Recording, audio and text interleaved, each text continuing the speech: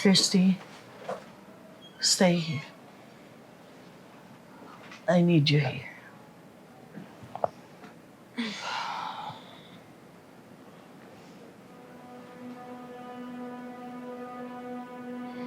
Ma, totoo ba yung mga sinabi mo kanina? O ginawa mo lang yun para mapigilan ako? Ginawa ko yon para sa pamilyang ito. Para iligtas ka, si Tori at si Jordan sa inaakala mong tama. Iligtas kami? O iligtas ang sarili mo, Ma? Kasi ikaw lang naman ang ugat ng lahat ng kasinungalingan na to eh. Okay.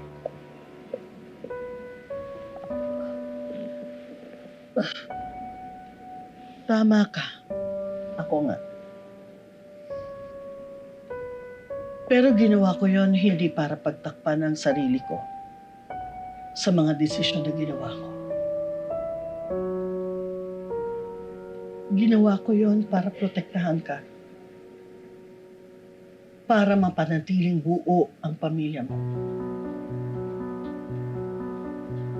Christy, hindi mo ba nakikita? Walang maidudulot na maganda ang pinaplano mong gawin. Oo nga, malilinis ang konsensya mo sa pagsisinungaling.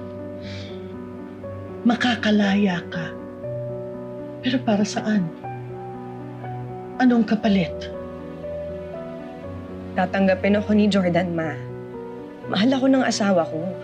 Siguro kung nung una pa lang nasabi mo na sa kanya ang totoo. Pero ngayon, it's too late.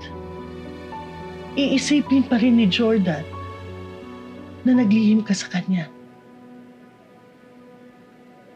Iisipin pa rin niya na hindi ka nagsasabi sa kanya ng totoo. Nahihirapan na ako sa konsensya ko. Magpakatatag ka. Alam mo, nang mamatay ang papa mo, iyan din ang sinabi ko sa sarili ko. Na hindi ko kaya, pero nagpakatatag ako. Dahil alam ko kailangan mo ako. And I want you to do the same for your daughter.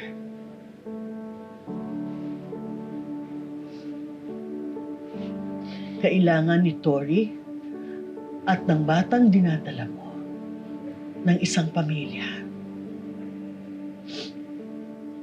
Kailangan nila ng strong and reliable parents na hindi maghihiwalay.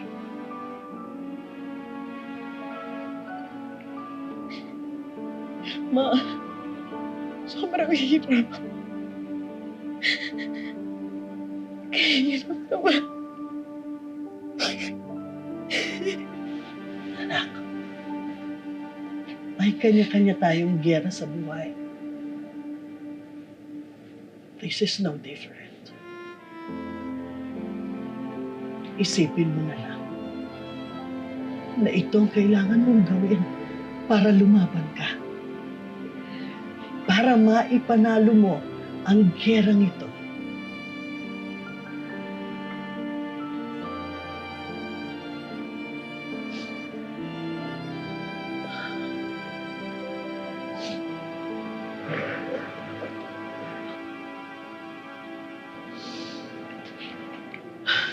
Please be strong.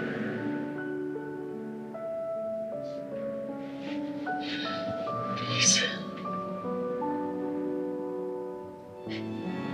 I'll do my best.